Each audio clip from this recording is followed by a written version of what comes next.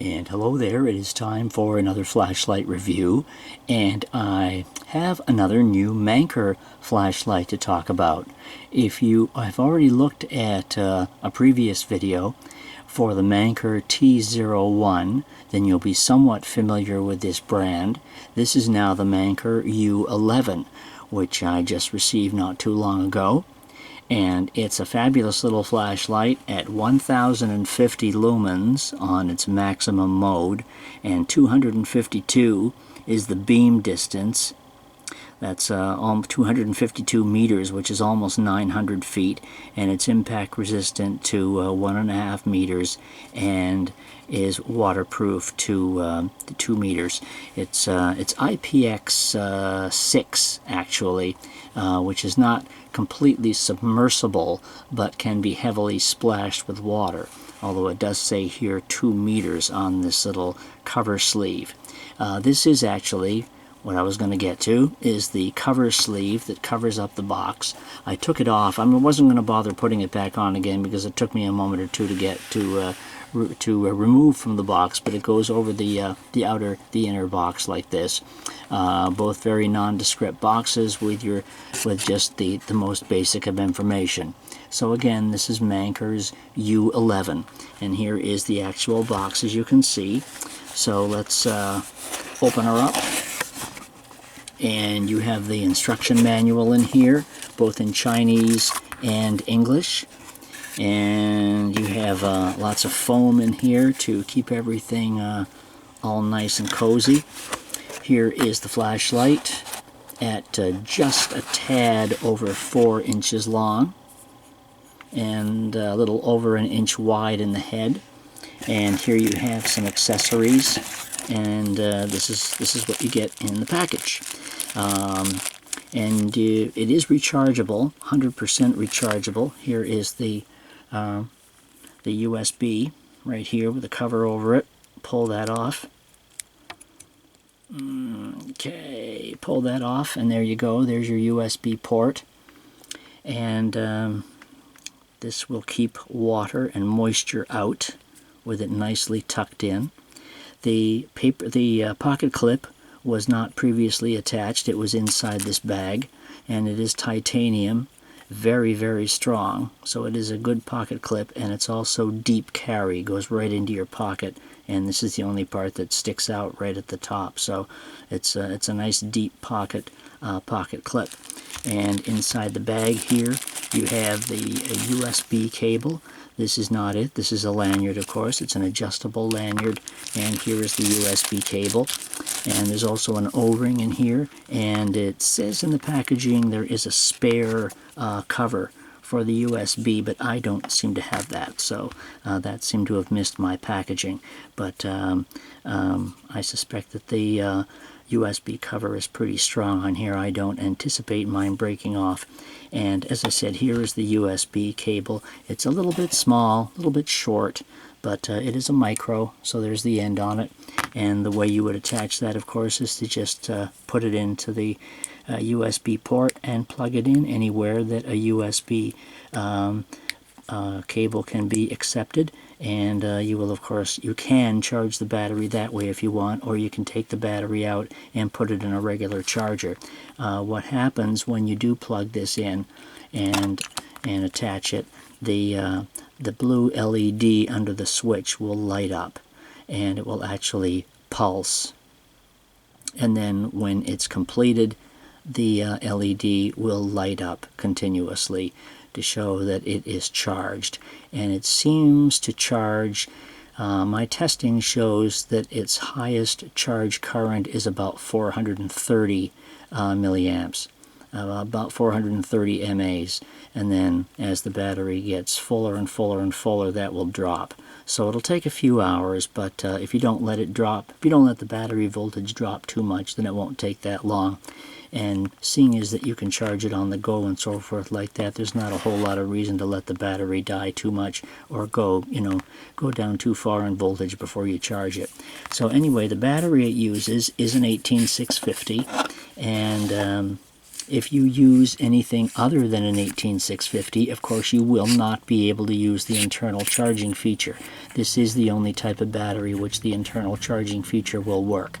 And since the voltage of the flashlight only goes up to 6.4, the working voltage is 2.8 to 6.4, and since it only goes to 6.4, you will not be able to use anything other than two disposable CR123s or the one 18650.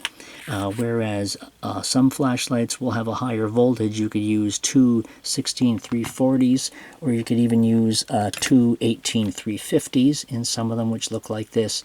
They're all 3.7 volts, but since that voltage only goes to 6.4, that'll be way too much voltage. So you're confined to either the disposable CR123s at 3 volts each, or the one 18650, and this is the only way in which you will be able to use the internal charging feature. So anyway, you have a spring in the tail cap, and not much up here except except where the battery connects inside the head, and tighten that up. Okay, now the outputs on this are reasonably similar to the T01. However, this does have a higher output at 1050 in turbo mode. The basic operation of it is the same as the T01.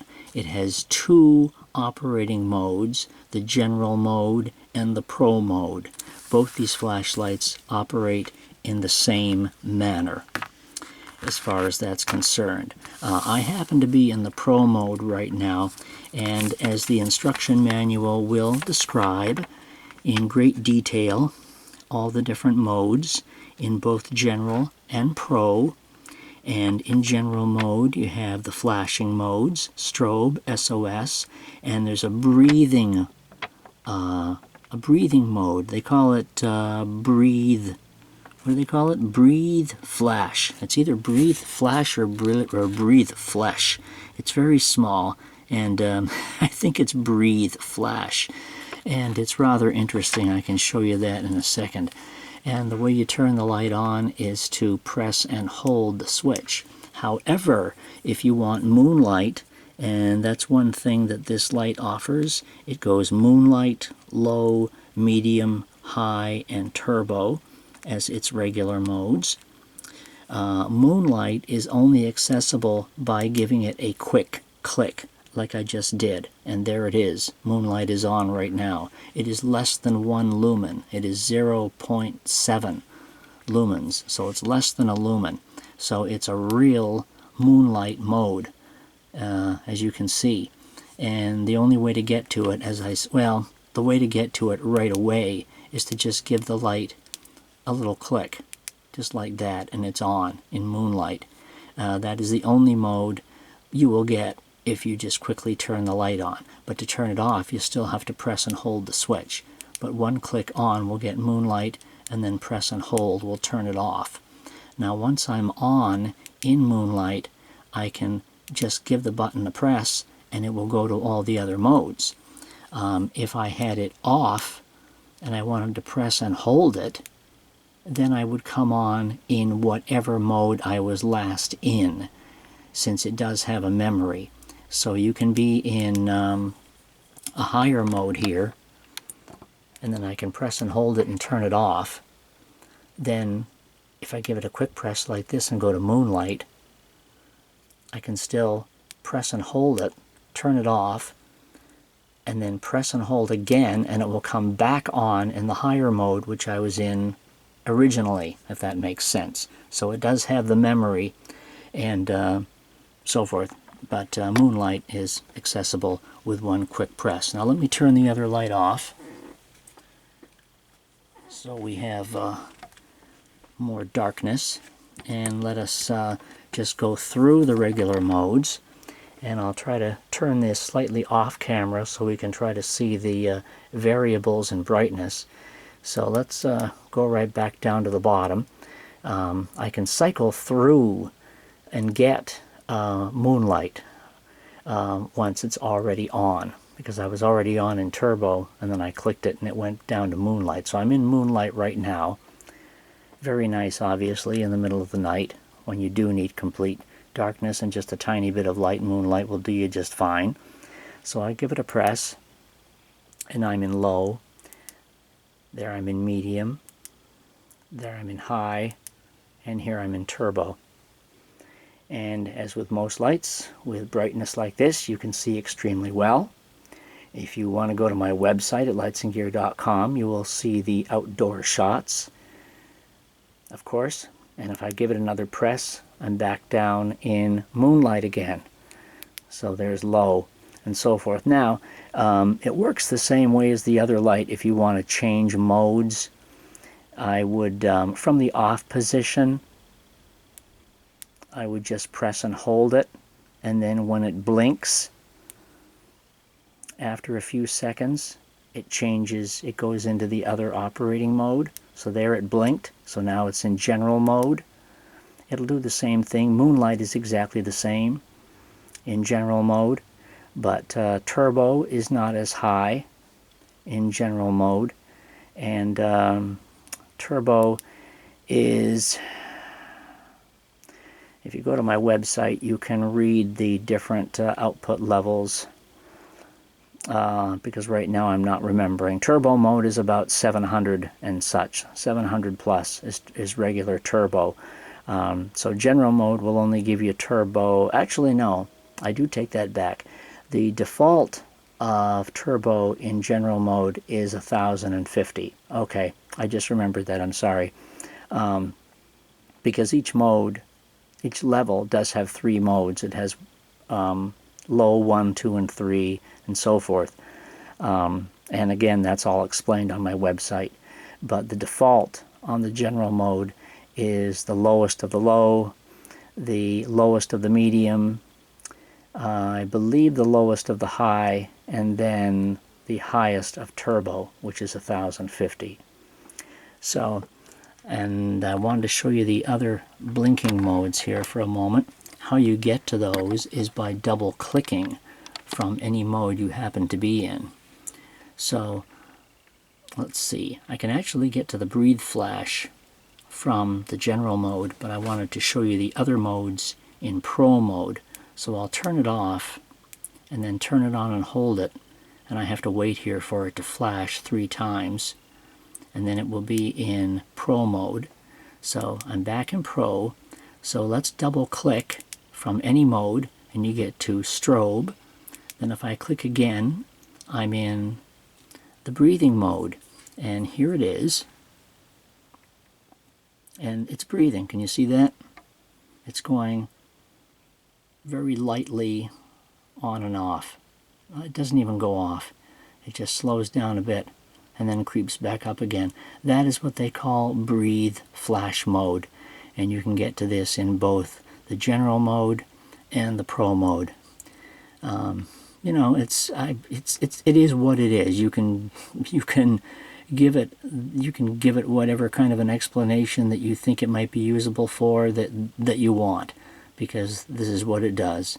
And even in complete darkness, it's kind of bright, as a matter of fact. So anyway, that's the breathing mode. So if I press it again, okay, I pressed it again, and then now it's back in the regular lighting modes. But let me get back into the flashings, because that's where we were. So here we are in strobe, here we are in breathing mode, here we are in SOS, and here we are in location beacon, and here we are in constant turbo mode. And the T01 does this as well, because if you use the flashlight on turbo mode in either general or pro mode, just within the regular lighting sequences, it will only remain on turbo for about 2 or 3 minutes, at which time it will automatically bump down to high. But if you want it to stay on turbo mode, you have to be in the pro mode section and reach it this way, and then it will stay on turbo for as long as the battery can keep it going. It will also get quite hot, the light itself, if you leave it on turbo, but this is a constant turbo mode. So if I press it again, I will then be in the battery voltage mode, so it will be blinking. The power of the battery in 25% increments. So 4 blinks means it's full, and that seems to be doing what it's doing right now. It's blinking 4 times to show me that the battery is basically full. And then if I press this button again, I will then be in the ramping modes, in which to choose which of the levels of each output I want, since each output has 3 levels. Low, medium, high, and turbo all have 3 levels of brightness. So in this mode, it is quietly ramping through each selection. And all you do is give it a press when you see the one you want, and then it advances to the next mode, and the next mode, and the next mode, as you keep selecting the ones you want. And again, if this doesn't seem too clear, you can read about it on my website, where it's explained in detail. But it's a pretty cool feature, and you can choose one of the 3 levels of brightness that you want in each mode, and then it is set. And it remains set even through battery changes, so you don't lose those selections. And when and you can switch back and forth between the Pro mode and the General mode as well, without losing any of your predetermined selections. So that is the operation of the Manker U11, and it should have, it's wanting me to select these, but I've already done it, so all I should have to do here is turn it off, and then turn it on again, and I'll be back in the regular, I'll be back in the modes that I previously selected before. So that is the Manker U11. That's the general operation, and I think you'll find it a very, very handy light. I like it very much. I love the fact that you can go to the Moonlight right away with just the click of the switch, and that it also cycles through Moonlight once it gets going. And size-wise, it's great, obviously, and I think for the price, it's well worth every single penny for the Manker U11. It was, by the way, supplied by my friends at GearBest, and you can certainly pick it up there. The link is below, and you can read about flashlights, batteries, and chargers at lightsandgear.com. Again, all the links are below, and the purchase one as well, which goes to GearBest. And I hope you've enjoyed the video. Hope you'll share it and tell your friends, and we will see you next time at lightsandgear.com with another flashlight. Thanks very much for watching. Have a good day.